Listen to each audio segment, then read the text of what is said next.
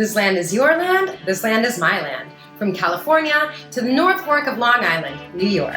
Today, I'm going to talk to you about 4 fantastic American wines and pair them with 4 classic July 4th recipes. Stay tuned.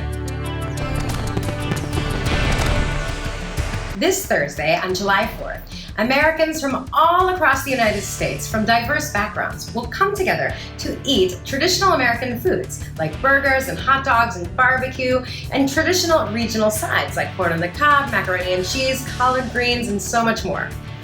People put a lot of thought into eating delicious versions of traditional American food on July 4th, but when it comes to beverages, the only thing people seem to care about is how to keep them cold. Now, I'm a sommelier, and I've had the opportunity to taste wines from all around the world.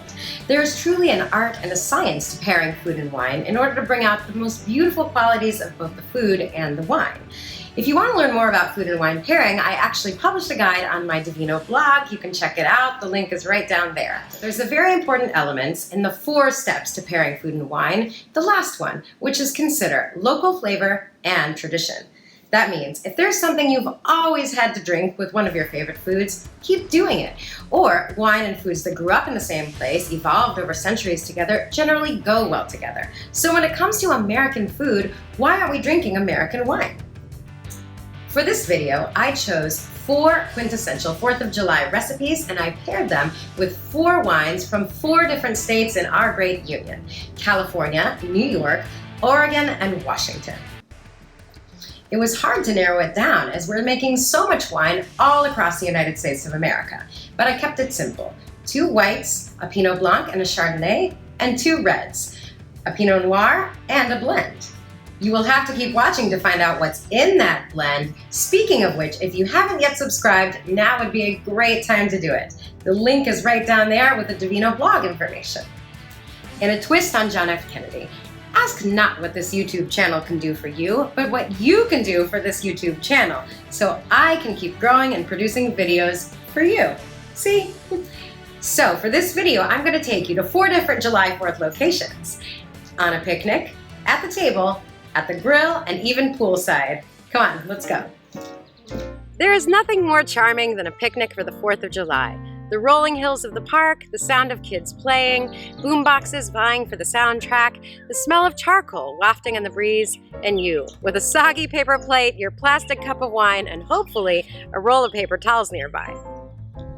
The dish I chose for our picnic is potato salad. It's an American classic and a quintessential July 4th recipe.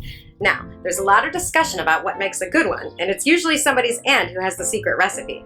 But either way, there is some creaminess, some underlying aromatic herbs, and a bit of weightiness on the palate. It is made with potatoes, after all.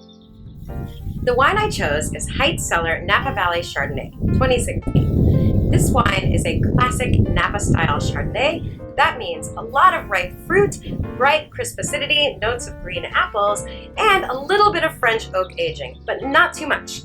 I wanted something that would be bright and crisp to balance out the creaminess, but as well, I wanted something with a little bit of weight, as this California Chardonnay has, to sort of lay a silky platter on the palate to help bring out those aromatic herbs in the potato salad. So why did the Chardonnay work? In this case, we have a beautiful crisp acidity, and that helps sort of clean up the creaminess of the potato salad. 2, there's a bit of a gloss and a very balanced texture to the wine that sort of serves as a cushion for those aromatic herbs to sit on and come back in the aftertaste. And 3, the wine has a beautiful balanced medium to long finish, which also helps to clear away any heaviness on your palate from those potatoes.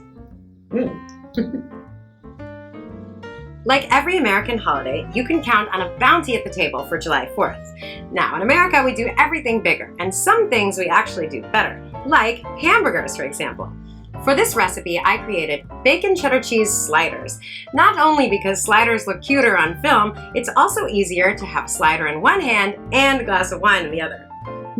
A bacon cheddar cheeseburger is a mouthful, even when it's tiny. It's packed with flavor, texture, and fat. For this pairing, I chose a Washington State wine in a Rhone blend style. Rhone blends are usually made with Grenache, Syrah, and Mourvedre. In this case, there's a splash of Cinsault in there as well. Sinister hand from Yakima Valley.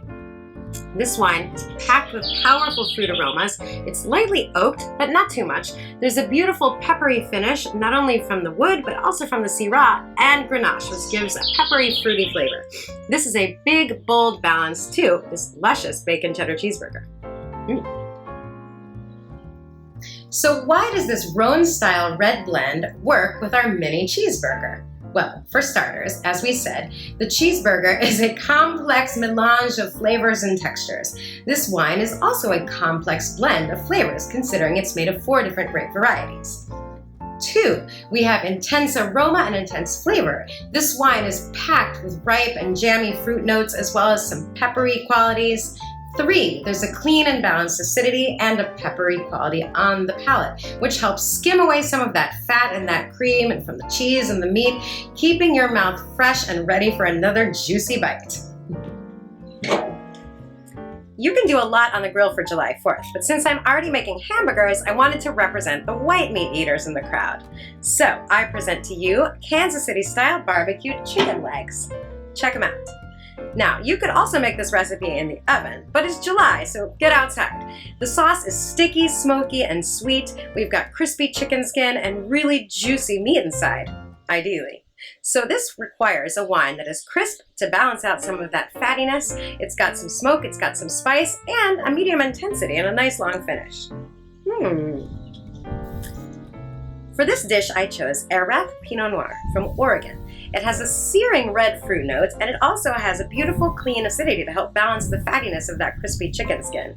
In addition, it has a beautiful lingering fruit note, and it's even got a touch of spice to accentuate the smokiness of the KC barbecue.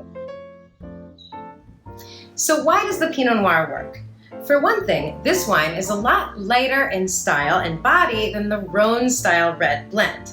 And chicken is a lighter weight meat and a milder flavored meat that we want to taste. We also don't want to cover up all that beautiful barbecue flavor, so we want a wine that will emphasize it, accentuate it, without covering it up. In this case, the Pinot Noir has beautiful, fresh, bright cherry flavors and a great acidity. It impacts you right on the beginning of your tongue, right at the front. That helps clean off some of the fattiness from the crispy chicken skin, but at the same time, this wine will not overwhelm all those beautiful flavors, and it even has a little bit of smokiness in the end, probably from the oak aging, that kind of sits there right next to the barbecue sauce in perfect harmony. If you're lucky enough to spend your 4th of July poolside, you're going to want something light and easy to eat. I discovered this recipe at a beachside bistro in the North Fork of Long Island. It's a spin on the classic deviled egg with juicy bits of fresh crab, tarragon, green onions, a dash of hot sauce, and the creamy mustard sauce from the typical deviled egg. It's very substantial, but at the same time, easy breezy and totally portable for poolside dining.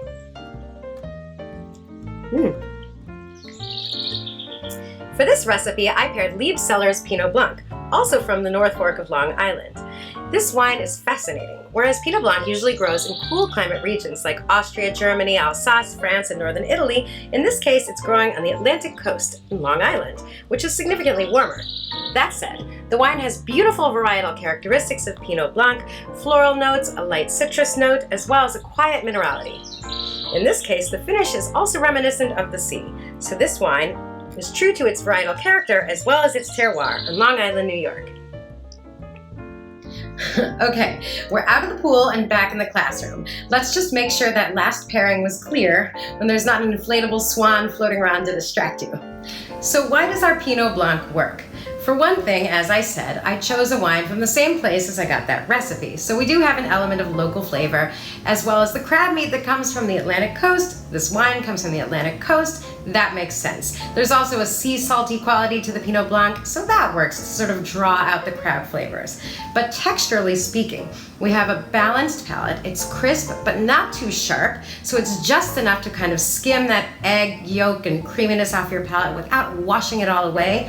And then this Pinot Blanc has such a beautiful mineral quality, it just keeps coming back. So every time you take a swallow, it brings back little reminiscences of the sea and of the flavors of that deviled egg. So, you can only eat so many deviled eggs, but with every sip of the wine, they just keep coming back. Did that make sense? So that's it, folks. I hope you enjoyed my wine and food pairing ideas. Let me know in the comments if you try my recipes and what you think of the wine pairings. You can find out more about the wines and the wineries, as well as download the recipes. It's all on the DiVino blog downstairs in the description. Click that link and check it out. And lastly, if you like what you see and you want to learn more, don't forget to subscribe. Click the button right now. Do it for me. Do it for the United States of America. Happy 4th. Have a great holiday.